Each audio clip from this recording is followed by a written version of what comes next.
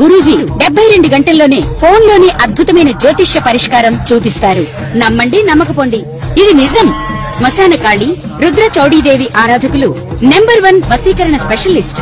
గురూజీ మనిషి పుట్టుక నుండి చనిపోయే వరకు వచ్చే అన్ని క్లిష్టమైన సమస్యలకు పరిష్కారం ఇక్కడ లభిస్తుంది. విద్య, ఉద్యోగం, వ్యవహారం, స్త్రీ ప్రేమ, పెళ్లి, సంతానం, స్త్రీ పురుష వశీకరణం, భూవశం, భార్యాభర్తల కలహాలు, కోర్టు సమస్యలు, విడాకుల సమస్యలు, చేతబడి, అప్పుల బాధ, ఇంకా మీకు ఎలాంటి సమస్యలు ఉన్నా 72 గంటల్లోనే శాశ్వత పరిష్కారం చేయబడును. ఓం గణాధిపతయ నమః.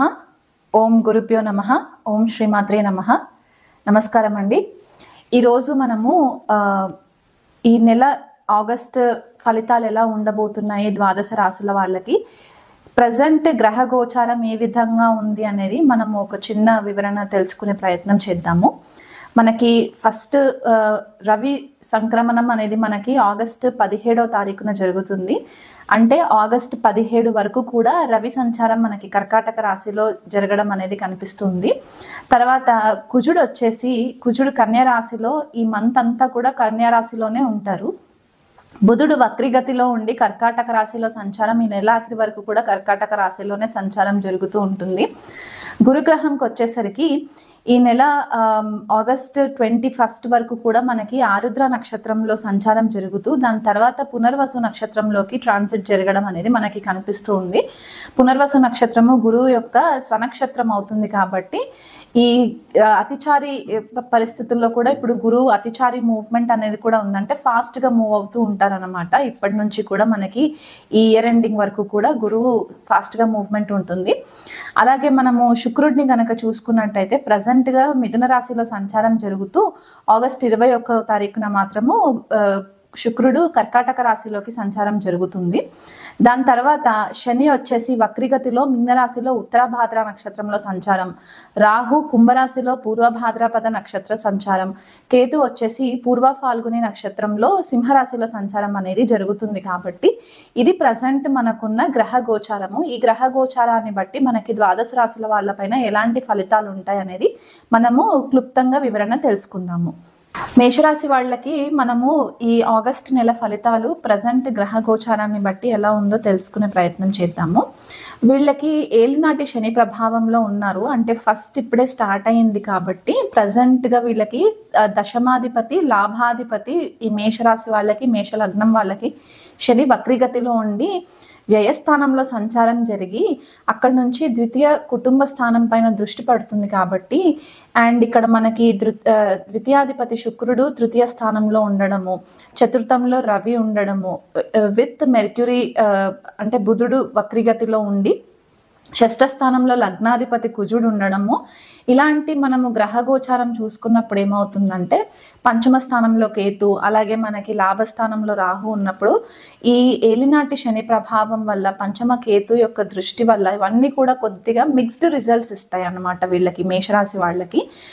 మీకు కెరియర్లో సంబంధించి ఉద్యోగ రీత్యా సడన్ గా మీకు ఏవైనా ప్రెషర్ ఎక్కువ పెరగడము, ఆఫీస్ విషయాలలో మీరు టైంకి వర్క్ని ఫుల్ఫిల్ చేయకపోవడము, డెడ్ లైన్స్ని కొద్దిగా లేజీగా పక్కకు పెట్టడము, ఇలాంటివి జరగడం వల్ల మీరు కొద్దిగా మైక్రో మేనేజ్మెంట్ అనేది మీ పైన జరిగే అవకాశం ఎక్కువ కనిపిస్తూ ఉంటుంది.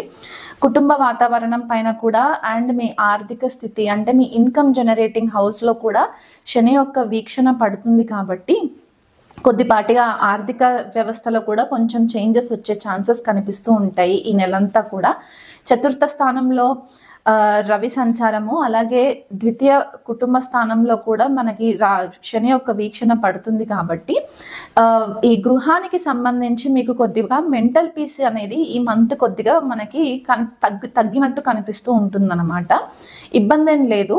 ఎందువల్ల అంటే శుక్రుడు మనకి ఆగస్ట్ 21వ తారీఖున కర్కాటక రాశిలో సంచారం జరుగుతుంది కాబట్టి చతుర్థ స్థానము అంటే మనకి మాతృస్థానంగా కూడా చెప్తాం కాబట్టి ఎప్పుడైతే శుక్రుడి యొక్క సంచారం జరుగుతుందో అప్పుడు మీకు కొద్దిపాటిగా మనశ్శాంతి గృహంలో అనేది కనిపిస్తుంది. కానీ అప్పటి వరకు కొద్దిపాటిగా డిస్టర్బెన్సెస్ ఉంటాయి కాబట్టి ఎవరితోటైనా సరే మాట్లాడేటప్పుడు వీలైనంత మట్టుకు ఆచితూచి ఇది నేను చెప్పేది కరెక్టేనా, ఇది నేను విన్నది కరెక్టేనా కాదా, దీనికి ఇంకా ఫర్దర్గా నేను ఏదైనా మాట్లాడితే ఎక్కడైనా అనవసరమైన ఆర్గ్యుమెంట్స్ వస్తాయా, వాగ్వివాదాలు పెరుగుతాయా అనే ఆలోచన చేసుకొని వీలైనంత మట్టుకు జాగ్రత్తగా మాట్లాడినట్లయితే ఇబ్బంది లేదు. ఎందుకంటే చతుర్థంలో బుధుడు కూడా వక్రిలో ఉండి కర్కాటక రాశిలో సంచారం జరిగినప్పుడు ఏమవుతుందంటే మన యొక్క ఇమోషన్స్ పైన డిస్టర్బెన్సెస్ క్రియేట్ చేస్తాయి. కాబట్టి మనం ఏది ఆలోచించినా సరే మనసు నుంచి ఆలోచించి మనం మాట అనేస్తుంటాం కాబట్టి దానివల్ల కొద్దిగా ఇబ్బంది పడే పరిస్థితి కనిపిస్తుంది.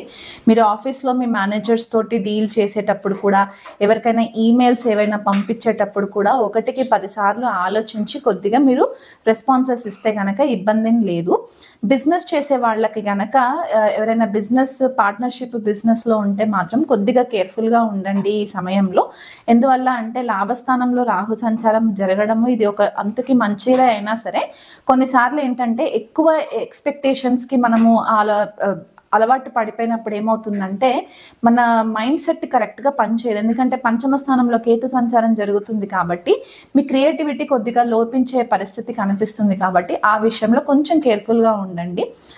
హెల్త్ విషయంలో కూడా కొద్దిగా కేర్ఫుల్గా ఉండాలి మేషరాశి వాళ్ళు. ఎందుకంటే 6వ స్థానంలో లగ్నాధిపతి సంచారం జరుగుతుంది కాబట్టి సడన్గా ఏదన్నా అనవసరమైన ఉదర సంబంధితమైన ప్రాబ్లమ్స్ రావడము, లేదా మీరు ఏదన్నా స్పైసీ ఫుడ్ ఏదైనా కన్జ్యూమ్ చేస్తే అంటే ఎక్కువ మసాలాలు ఇలాంటివి ఏదైనా ఫుడ్ తీసుకున్నట్లయితే కనుక డైజెషన్లో ప్రాబ్లం రావడము, 4వ స్థానంలో రవి సంచారం కూడా జరుగుతుంది కాబట్టి కొద్దిపాటిగా గ్యాస్ట్రిక్ ప్రాబ్లం వచ్చి కొంచెం మీకు హార్ట్లో చోక్ అవుతున్నట్టు అనిపించడము, ఇలాంటివన్నీ జరిగే ఛాన్సెస్ ఉన్నాయి. కాబట్టి వీలైనంత మట్టుకు కొద్దిగా మీ ఫుడ్ని ఆల్టర్ చేసుకొని డైట్ని కనుక ఆల్టర్నేట్ చేసుకున్నట్లయితే కనుక మీకు ఇబ్బంది ఏం లేదు. ఈ నెలంతా ఆగస్ట్ 21వ తారీఖు వరకు కూడా కొద్దిపాటిగా డిస్టర్బెన్సెస్ ఉంటాయి.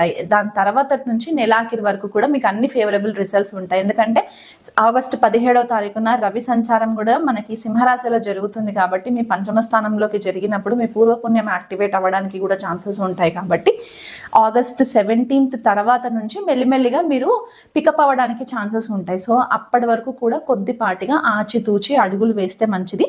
ఏళ్ళనాటి శని ప్రభావంలో ఉన్నారు కాబట్టి శనికి మీరు ప్రతి శనివారం కూడా మీరు దగ్గరలో ఉన్న హనుమాన్జీ టెంపుల్ ఏదైనా ఉంటే గనక అక్కడికి వెళ్ళి మీరు నవగ్రహాలకి శనికి స్పెషల్గా 19 ప్రదక్షిణాలు తిరిగి నల్ల నువ్వులతోటి గనక మీరు నువ్వుల నూనె నల్ల నువ్వులు కలిపి దీపం పెట్టినట్టయి అండ్ మీకు ఆరోగ్యం సపోర్ట్ చేస్తే గనక